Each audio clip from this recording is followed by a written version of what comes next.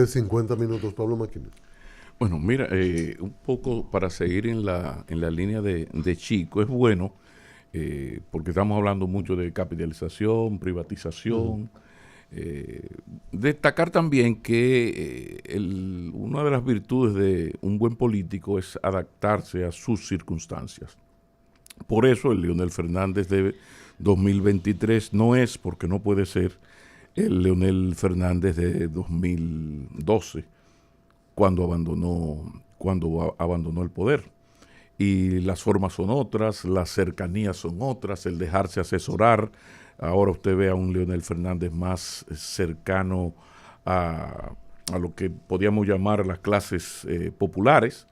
Uno recuerda cuando renunció Danilo Medina, que Leonel Fernández hubo un cambio en su manera de gobernar en cuanto a la cercanía con la gente, de que había cualquier problema que siempre había un equipo para resolver. Ya uno notó, y yo lo hice notar y debe estar en una de las crónicas de los libros, una mayor participación directa de Leonel Fernández. Ahora, una de las virtudes y que explica su renacimiento, porque a la gente se le ha olvidado, los 48 meses largos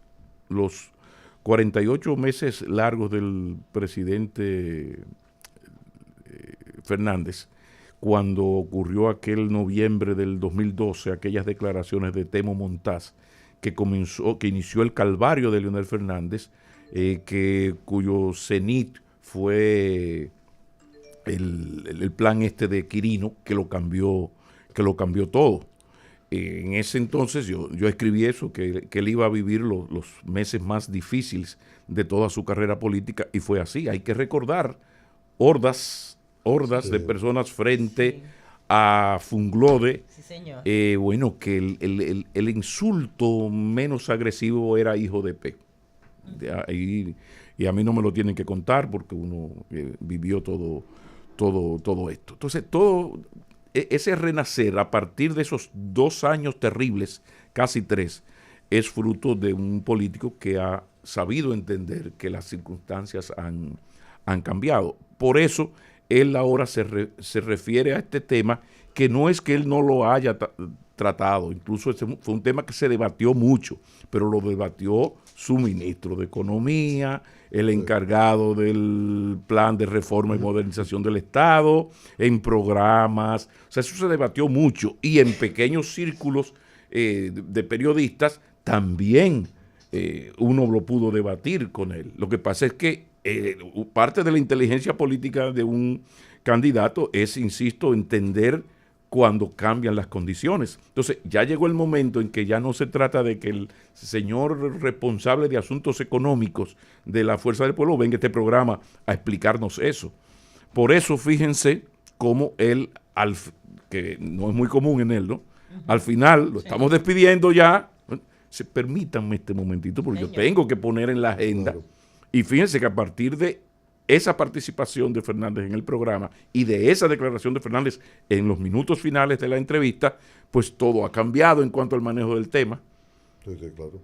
Pero sí, yo quería hacer esa aclaración. No es como que él nunca se había referido, bueno, nunca había tomado la voz cantante en esto, porque ya siendo presidente tenía un equipo que se encargaba de esas cosas. Sí, porque tenía sus funcionarios y tenía a la gente de su partido, claro, que salía a defender la situación. Ya usted es el candidato y usted enfrenta esto. Qué bueno, este es un aporte para que, esto es un dato, estoy citando, en la capitalización, a diferencia del proceso de privatización tradicional, esto es para que se sepa la diferencia, porque en verdad los adversarios del gobierno de entonces lo que hicieron fue un poco como aquel cuento, es lo mismo, o sea, buscaron un sinónimo, establecieron un sinónimo entre capitalización y privatización, porque recuerden que América Latina sufrió, sobre todo recuerdo ahora Argentina, un proceso, hijo de P, de privatización terrible, de regalar empresas.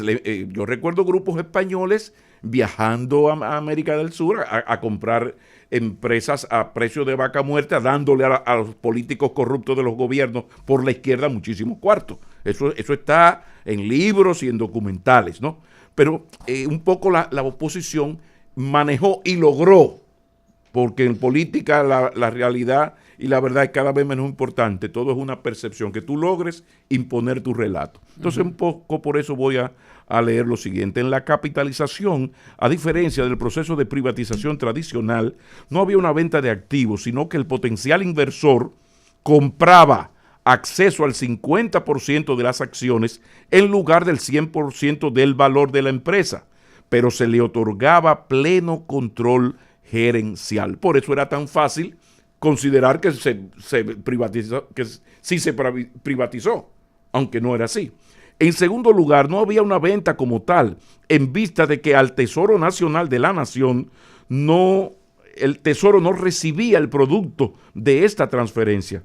En lugar de ello, los montos ofertados por las empresas capitalizadoras debían ser invertidos en las nuevas empresas público-privadas en cronogramas preacordados. ¿Por qué esto? Por el nivel de crisis que existía en las empresas del Estado Dominicano, en una absoluta crisis, comenzando por las de Corde, que eso daba pena, o Corde y los ingenios, por ejemplo. La inmensa mayoría de los ingenios sobrevivían con un subsidio del Estado.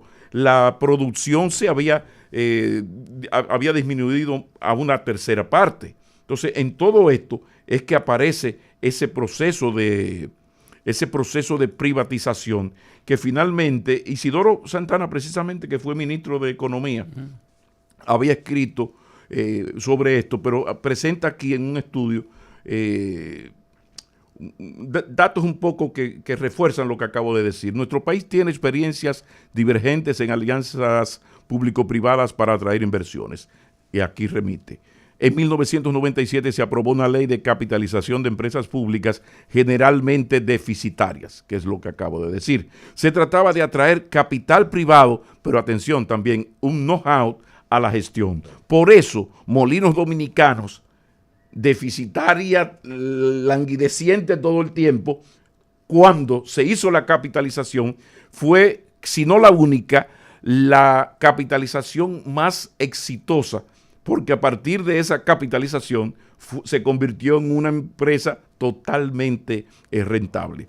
Sigue diciendo Santana, el Estado no recibió ingresos por ventas de propiedad, sino que el aporte privado se dirigió a capitalizar las empresas. El Estado se mantendría como socio con el 50% de capitalistas privados, pero delegó en ellos la administración. Se pretendía hacerlas competitivas y rentables. ¿Qué ocurrió? Que salvo Molinos Dominicanos y quizás otra más, eso no se logró. Y pasó lo que ya todos sabemos, el desmantelamiento de los ingenios y la triste historia que fue todo este proceso. Quería hacer ese aporte. Vladimir.